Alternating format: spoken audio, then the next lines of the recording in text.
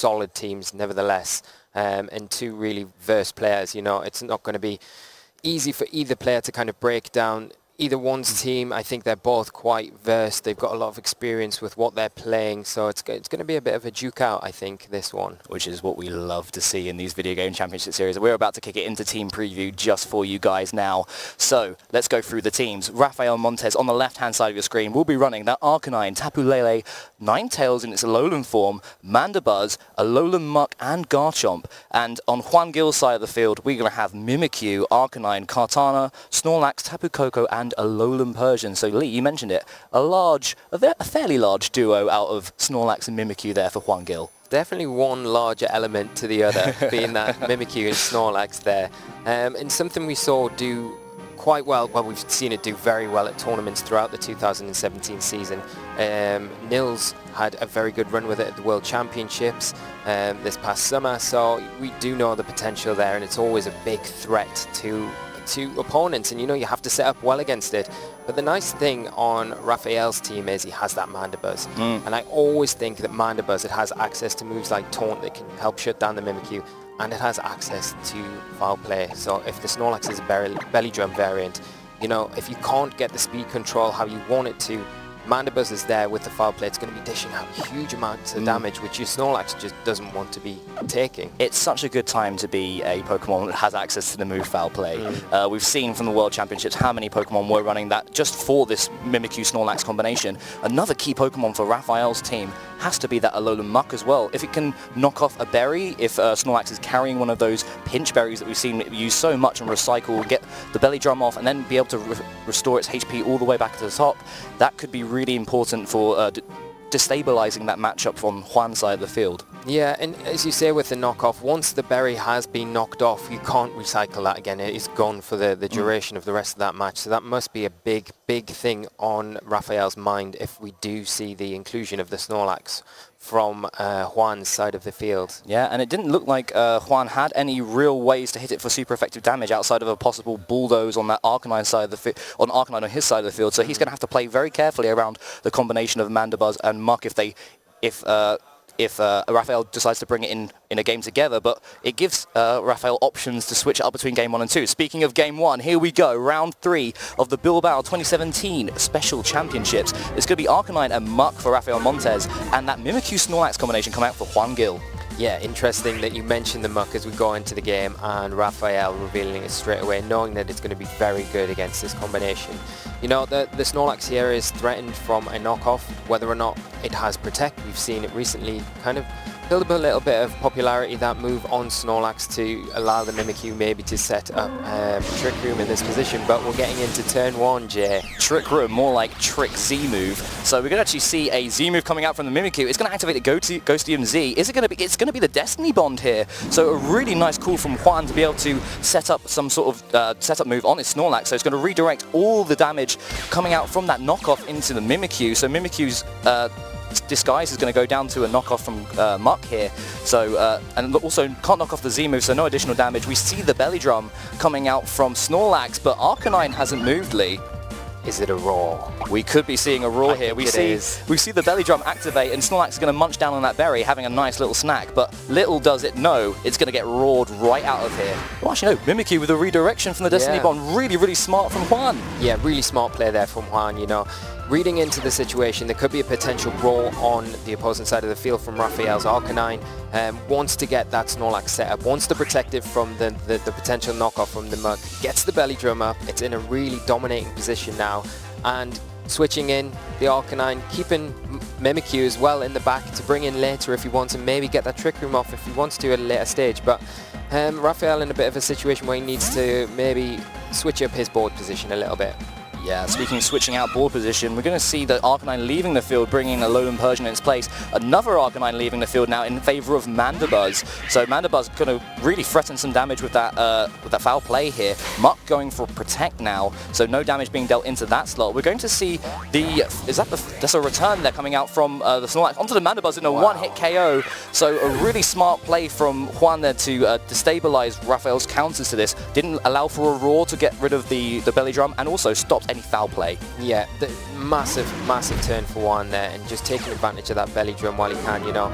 And the thing I like from Juan's side of the field is he brought in that Alolan Persian this turn as well, so he's got access to fake out now to further support that Snorlax. So he can fake out possibly the Muck if he wants to, target down that Arcanine with a return again, that will pick up the KO. And Arcanine, because Roar is a minus priority attack, can't get the Roar off before Snorlax can move.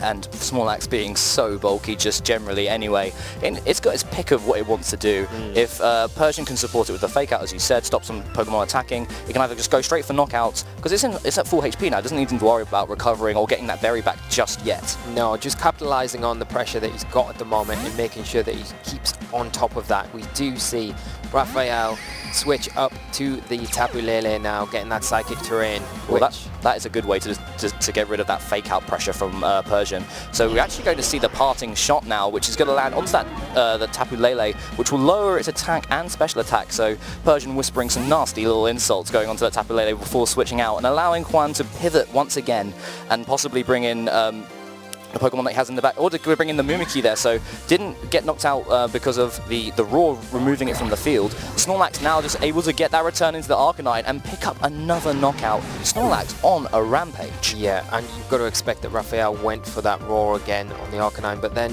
why would Juan not risk going into that slot regardless, knowing that the Roar was revealed earlier on in the turn to you know, disrupt the Snorlax setup? We do see the Muck come back in now, but Juan's in such a dominating position here. You know, the Snorlax, we've only seen the belly drum in return now. As I said earlier, does it have Protect maybe, and the Mimikyu in a position where it could possibly go for that Trick Room? Yeah, this is a real tough turn for Raphael here, and I'm really quite enjoying the fact that all of his options to get rid of that Snorlax are coming into the same slot and then being viciously knocked out by Snorlax in that slot. So we'll have to see if Muck can make it through this turn, or if Snorlax is just going to start knocking out things left, right and centre once again. Yeah, well, it's so bulky now, I think it can take a combination of attacks from either the Muck or the Tapu Lele. It doesn't really need to worry about protecting or anything like that, but we do see that Protect. Well, playing it safe, just making sure that he's in such a good position going into the rest of his turn. Tapu Lele has to target it down to get some big damage off. We're going to see Mimikyu just go for a Shadow Claw directly into that Tapu Lele. Not enough to pick up the knockout here, but a good amount of information for Raphael moving into this next game. We see the Poison Jab going into Mimikyu, which doesn't pick up the knockout, doesn't get any poison either. So a little bit of good information from Raphael to know how much damage that Shadow Claw will do from Mimikyu, but Snorlax still is just such a problem. Yeah, a massive problem, and I don't think Raphael has any way to really kind of get himself back into the game at this point, but what he can do is information gather, and that's what I think he's probably doing at this point. You know, like you say, the damage onto the Tapu Lele is really good information going into game 2. And just seeing that Protect on Snorlax as well, that is huge information going into game 2. So Tapu Lele once again with the Psychic, it is going to not do too much damage because it's a -1 from the on the special attack side due to the parting shot from Persian, and Mimikyu just picks up the knockout there with another Shadow Claw. Another Poison Jab going into the Snorlax, getting the poison here, but obviously it doesn't really matter too much. But again, Raphael probably just fishing for how much damage he's going to be doing to the Snorlax, so he can figure out what the best way to deal with it in going into game 2. Yeah, exactly. And Juan not needing to risk anything there, just playing it out straightforward, going for the Shadow Claw, not worrying about speed control or anything, and just knowing that he was in a position there where he didn't have to reveal anything he didn't want to. Did reveal the Protect, which is, I think, big information for Raphael going into this next game, but it does throw mind games into game 2. Does Raphael go into the Snorlax, or does he predict a Protect? And that throws up all these issues, and Juan can maybe capitalize on that and get a really quick second game win. Yeah, this is one of the things, like with revealing Protect, as you said, it does promote mind games on Rafa's side of the field, and having the option to belly drum, get so boosted up, and then protect yourself. Obviously, it means that he might be foregoing recovery. We haven't seen a coverage option on Snorlax, so he might be foregoing recovery here. But it means that Rafa, like, it almost acts like a follow me. Like, that's the thing. Like, if you protect on the right turns and they don't try to double target your Snorlax and knock it out, then you've wasted your opponent's turn, and your partner has a chance to either set up a Trick Room with your Mimikyu, or just deal significant damage to one of the opposing Pokemon that it puts in such a difficult position for Rafa to come back. Yeah, definitely. And I'm just looking down at Raphael's team and ways for him to maybe get around that Mimikyu Snorlax lead. It's such a threatening lead, if you don't have the right answers for it, then as we saw in that game, once it gets set up, it's so hard to come back from. Snorlax hitting everything it pretty much touches is going to be knocked out, and it just puts you in such a corner that you can't really kind of get any momentum back yourself because it's just so threatening. The idea with Raphael now, he needs to kind of set up where he can maybe break the disguise and attack into the Mimikyu before it can get a move off. Do you think a combination like a load of Ninetales and Tapu Lele, which are really fast, should be able to break the disguise if a load of Ninetales has a way to attack Mimikyu and then knock it out with a big psychic type damage in psychic terrain, and then even if Snorlax sets up a belly drum, you might have an option like Mandibuzz in the back to be able to come in and threaten it with foul play. Yeah, and the last game, it was interesting because we said at the very start of the game, if you can get that Mandibuzz into a position where you've got the speed control in your favour, for Raphael I mean, the foul play, if that belly drum does go up, is going to cause so much damage to the Snorlax. But as we saw, Raphael was kind of backed into a corner. He had to make a play. He switched in his Mandibuzz, and Juan really capitalising on that and taking a big threat out of the game straight away, and I think that was maybe a big turning point for him. Well, speaking of Mandibuzz, it is making an appearance here in the leads for Rafael Montez up against the regular lead of Mimikyu and Snorlax for Juan Gil. Yeah, so we've got Mandibuzz out on the field now. We can taunt the Mimikyu. We know it's not going to Mental Herb, so it's prone to taunt, so it's not going to be able to get a Trick Room off, but then it could again go for that Z Destiny Bond that we saw in game 1, and what's Raphael really got to kind of get around that? Yeah, and he's just going to try and deny any sort of damage onto Snorlax this turn, so he's going to protect himself. We see the taunt coming out from Mimikyu, so not the option that we thought we were going to see here, and it's actually going to stop the taunt from, oh, double taunt, so there's a taunt coming out from the Mandibuzz there, and also one from Alolan Muck. Wow, that is huge from Raphael, and a really, really clever play. You know, double taunt here kind of gets around Mental Herbs like we mentioned before, but it also gets around taunting Mimikyu, because Mimikyu tends to be quite fast when paired with Snorlax, even though they have the Trick Room option. And being able to get taunts off onto things like Mandibuzz is a great play for Juan. But we see Raphael has a backup to that backup with a taunt on the Muck, shutting down that Mimikyu, stopping it operating, stopping it supporting that Snorlax. And now Raphael can really concentrate on that Snorlax now. Yeah, what a really nice play there, and you can imagine we might be seeing a knockoff going into that Snorlax this turn. Arcanine is going to come in here and just try and lower down the physical attacks of both the Mimikyu and the Snorlax on one side of the field. Muck in a position where if it can outspeed the Snorlax and get off some big damage here, it's going to do some real good work. And we're going to see again the Ghost DMZ activate one more time. Is this going to be the Destiny Bomb once again? Got to imagine it is, and it does allow then the Snorlax to at least get that belly drum up, knock off free, taunt free, and we are going to see that Z Destiny Bond. It is going to draw in all of those attacks just from Muck this turn as the Arcanine switched in. But it will just break that disguise and give Snorlax that free belly drum setup. Yeah, that's an issue again. So now we've got the Snorlax with the setup, and it's going to have such high physical attack damage. Getting rid of Mandibuzz there is without the foul play pressure going into next turn. Snorlax is kind of free to start throwing out some big damage again. Definitely. You know, there's always the threat of roll from the Arcanine, so you have to keep that in mind. You don't want to protect in front of that Arcanine, so I think you probably have to, if you're Juan, attack into the Arcanine slot because of the threat of that roll. But, you know, on Juan's side of the field, he's got an option to maybe switch out that Mimikyu and bring that Persian in, which gives him that fake out support, the parting shot support, which would be so big for that Snorlax. Now it's got the belly drum off without the Trick Room, obviously supporting it. So we actually are going to see the Mimikyu switching out here in favour of that Persian, so nice call there, Lee. Persian obviously in a nice position where it does resist a lot of the damage coming out from Raphael's side of the field. We're going to see Mandibuzz coming in on the Muck slot here, so if Snorlax is going to be dealing with that Arcanine, then Raphael's going to set him up into a good position to go forward. So Arcanine is going to be dealt with by that Snorlax, a big return coming out for the knockout here. Mandibuzz hitting the field one more time, now in a good position to try and get some foul plays off, if it can survive the turn, but Mandibuzz usually don't carry Protect, so we could see a fake out coming in directly into this Mandibuzz. It's not on the floor, so it's not affected by the psychic terrain. Kind of an issue if he loses it this turn. a big issue if he loses at this turn, and as you say, because it's a flying type, it's not on the terrain, it's not affected by the secondary effects of the psychic terrain stopping priority attacks, so the Persian's free to go for a fake out into that slot, and Snorlax really free to just go for an attack into that slot, or the Tapu Lele's got a choice of which target it really wants to go into. So we'll just see the Moonblast coming out from Tapu Lele onto that Persian. Going to pick up the knockout here. The Persian does what it needs to do in this turn. It gets that fake out onto the Mandibuzz. Mandibuzz cannot go for an attack. No foul plays coming out this turn. And we're going to see the return going directly into Tapu Lele here. So picking up the knockout there instead of on the Mandibuzz. Yeah, and a huge turn here. Like you said, Juan's Persian doing the job it needed to do, stalling out the turn, getting the fake out onto the Mandibuzz, stopping that big foul play damage this one turn. Mimikyu coming back in now, and you know, this is a nice position for Juan, although he is sitting, I was about to say, you know, you can try and get Protect off with Snorlax, get that Trick Room up, but the issue is now Raphael's got double Taunt. Yes, which I never thought we'd say that. No, yeah. But yeah, we're in that situation now where Taunt is a big deal on this Mimikyu, and it could come from both sides, it could just come from one. It just needs Juan to figure out who it's going to be from. And Raphael going to be able to take advantage of that foul play now with the Mandibuzz. He is in a position where he can fire that off into the Snorlax. Mimikyu's not really, it hasn't shown Play Rough, a fairy type attack that would do good damage into the Mandibuzz. Whether or not he's got it or not is another thing, but it's going to take more than 2 turns, I think, to take down this Mandibuzz with how bulky it normally is.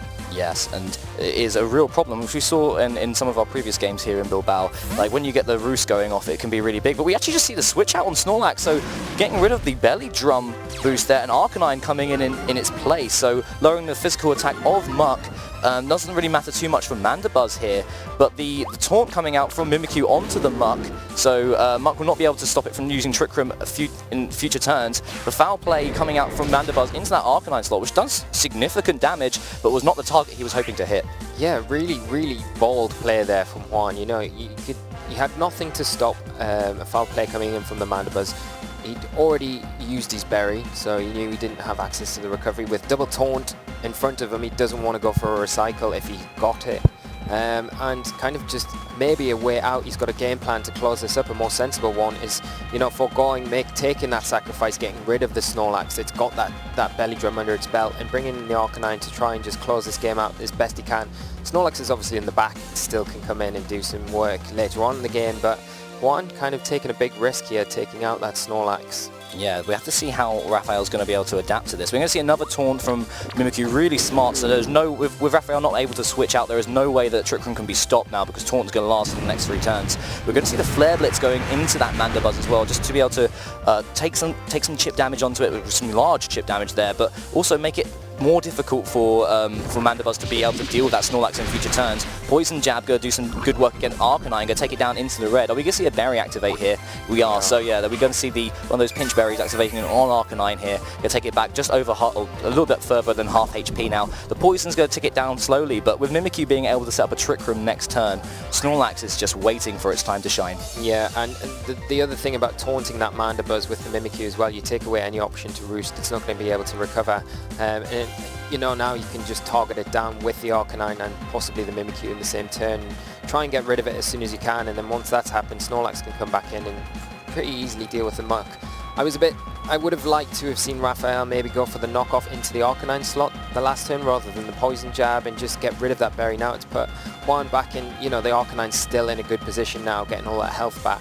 Yeah, a Destiny Bond from Mimikyu, so a really smart call here, because I was just about to say, Lee, that a double target from Muck and Mandibuzz could be really detrimental if it goes for a Trick Room, but this Destiny Bond really covers that. Flare Blitz coming out onto the Mandibuzz, going to do some massive damage there and pick up a burn, getting a little bit of recall damage in his favour, and a berry activating on Mandibuzz here, which is not usually what we see on Mandibuzz as an item slot. We usually see carrying those Psychic Seeds, especially when paired with Tapu Lele. Foul play onto that Arcanine once again, and we're going to see, again, the Poison Jab. It's going to go onto the Arcanine once more, so Arcanine will be leaving the field now, and Snorlax will be back in its place. Yeah, nice turn there for Raphael. The burn there was pretty huge for him. It reduces the power of that foul play that might have been able to pick up the KO onto that Arcanine without the burn, and then it would have left Muck in a position to get a Poison Jab off into that Mimikyu, which, you know, might have went a bit against Juan there, because the poison jab I don't think would have been able to pick up the KO onto the Mimikyu, but you never know, a critical hit might have happened and then the Muck might have went down as well. But Raphael kind of doing everything he can to play to his outs at this point. Yeah, it definitely seems like he's putting his all in this, and with Snorlax back on the field, it has consumed its berry, so Knockoff will not be doing too much damage if it goes into that slot. Mimikyu in a position where it can Destiny Bond once again and just completely destabilize the two Pokemon that Raphael has on his side of the field. Another taunt coming out, going onto that Muck once again, so Muck will not be able to get any taunts off going into the latter stages of this game. Another foul play is going to go into the Mimikyu, doing some nice damage even with the burn there. And another poison jab, double target onto that Mimikyu. It still survives even through the super effective damage. And an unboosted return coming out from Snorlax onto that Mandibuzz, taking it down to the yellow once again. And now this turn, Raphael has to kind of wonder, does the Mimikyu now go for that Destiny Bond? It's so risky going into it, because if it does and you take it down, you're going to lose one Pokemon, and I feel like he needs both Pokemon to kind of close this game up. The other thing is, does Juan read into that and go for a Trick Room, not Destiny Bond? If he gets a Trick Room up now, Snorlax is going to be in a great position to, one, take down that Mandibuzz before it can get a Roost off, and then start work on that Muck. Oh, sneaky, sneaky. We're going to see the Destiny Bond coming out from Mimikyu, and a Roost from Mandibuzz now, putting itself back up over half HP, so the taunt has worn off on that Mandibuzz, and being able to get that additional health back is super important. Muck is going to go down here, though, to the Destiny Bond, so Raphael with only one Pokemon left. Snorlax hasn't revealed that it has any coverage moves at all. It might just use the return once again onto this Mandibuzz. So Mandibuzz going to take some massive damage here. That's a critical hit. Yeah, so really big turn there for Juan. It'll be interesting now to see if we do see some sort of recovery from the Snorlax. As you say, up to now we've not seen any sort of recycle or anything like that, so whether or not we see it now, or whether Snorlax just carries on going for those returns like it wants to. I don't think it wants to go for a belly drum because of well, it might do, because the burn damage does kind of help out in that respect, so you could potentially go for a recycle now, belly drum next turn, and then you would have a good chance of cleaning up the game. But we just see Juan here go for the return, straightforward down the line, doesn't need to take any big risks at this point. Yeah, so Raphael seeming to just be attempting to figure out how much his roosting will get him going into the later stages here, and seeing if Snorlax is going to reveal any more information. So Roost again wants just putting Mandibuzz in a good position, taking it up to just about 3/4 of its HP there, and we're going to see the recycle coming out from Juan, so now just showing, hey, I can do it too. Yeah, let's not mess around here. The thing is,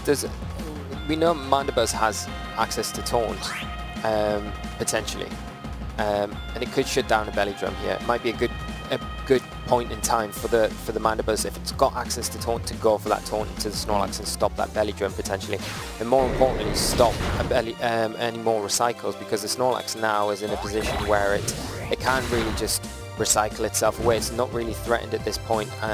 Mandibuzz has got Roost, so it can kind of match it, but at the same time you're not doing any damage back to Snorlax. Oh, we saw how much damage that foul play did on the unboosted Snorlax there, and Raphael was shaking his head as he saw how much it did. So a long haul here for Raphael, and you imagine he's probably just going to want to try and use Roost as much as possible to keep himself in this one, and see if there's an opening for him to get some big damage off on the Snorlax if Juan does go for that belly drum. Yeah, but no, Juan just carrying on, not wanting to go for the belly drum just yet, just carrying on going for the returns, and there's nothing wrong with this, you know.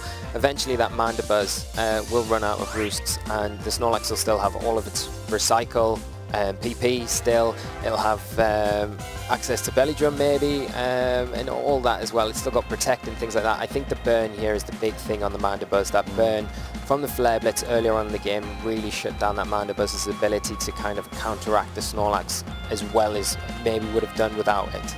Yeah, so we do see that Raphael is going to continue going for those HP restoring strategies, just to keep the longevity of Mandibuzz here, and Snorlax just happy just to keep going on, throwing out these returns, showing how much it loves Juan, and getting some massive damage here, even unboosted. And we saw how much the critical hit did, and it kind of throws the calculations into whack once the critical hits are started factoring in, because the more that Raphael is recovering, the more chance that, and Juan is attacking, the more chance that a critical hit can occur. Speaking of attacking, foul play once again, not doing too much damage. Again, another return coming out here, and Snorlax getting closer and closer to activating that berry once again. Like you say, with the critical hit, I think it's something that Juan wants now, because realistically the Snorlax is going to win out without some major luck from Raphael's side of the field. So I think Raphael, he's probably hoping that the Snorlax goes for that belly drum, so he's got a more powerful foul play to throw into it. But I don't think Juan's going to risk it at this point. I don't think he needs to. I can't see Juan giving it to him here. No. And we see the return once again, just continuing down that path, and that is not insignificant damage. No. That is really putting a lot of pressure onto this Mandibuzz, and Mandibuzz can't safely go for a taunt in case that the Snorlax does enough damage to put it into burn KO range, or just put it down. So he's going for the foul play here, just trying to get closer to that berry activation. Critical hit, doing some nice work there. Is this return going to knock it out the Mandibuzz though? It's going to put it down into the range of the burn. And the burn is going to take it out, yeah. So Raphael played to his outs there, tried to do what he could to make sure that he stayed in the game, but Juan doing super well just to keep the pressure on, and that's basically what Snorlax was doing there. Blocking the path. We've talked about it every single stream. The joke is probably worn and tired right now, like a Snorlax. Snorlax is always tired, but just definitely putting so much pressure on, boosted and unboosted. Yeah,